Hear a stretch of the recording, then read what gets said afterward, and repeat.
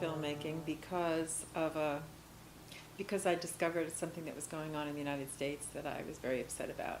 A court case that I had heard about where a young girl who was a child bride challenged a statute in Colorado, and the judge upheld the marriage statute that a child could be married before they obtained the majority and with the permission of their parents. And there are lots of, I guess, cult sects that exist within the United States who use the cloak of religious freedom in order to abuse children. So that was the reason I got into filmmaking.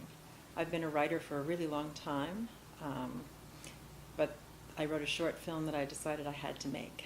And I guess that's kind of what motivates me.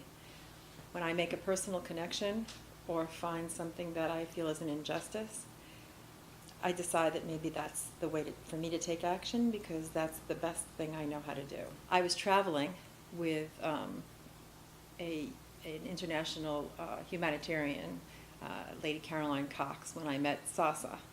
I met him as he was graduating medical school in Armenia. I mean, this was kind of a very serendipitous meeting, and the truth is that SaSa is such a dynamic personality that upon meeting him, both Lady Caroline and I decided that this was the story to tell.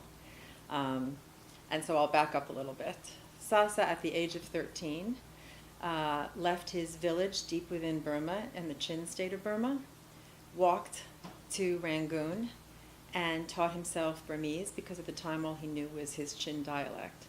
And went to high school because the Chin people were denied health care and higher education as a way of basically helping that they would die out. It's sort of a criminal neglect on the part of the government.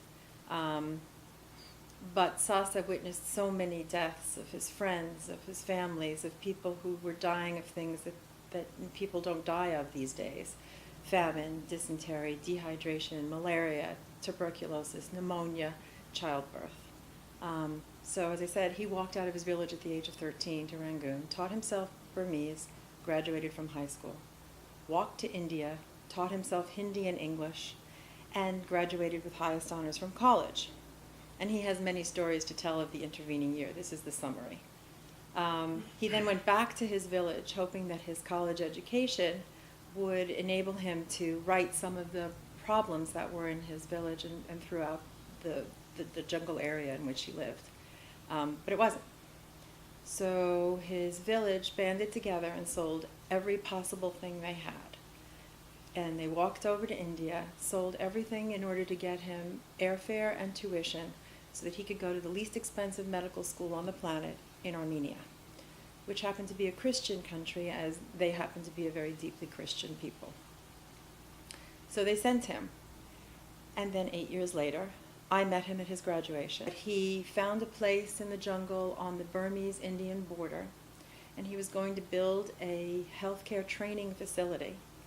And then he contacted all the village leaders within the Chin State of Burma, and they all walked and came and helped him build it. And then I arrived there on the opening of that training facility and filmed that as well. And then he started a healthcare training program in which he personally trained 350 villagers so that they could walk back to their villages and basically create a healthcare infrastructure.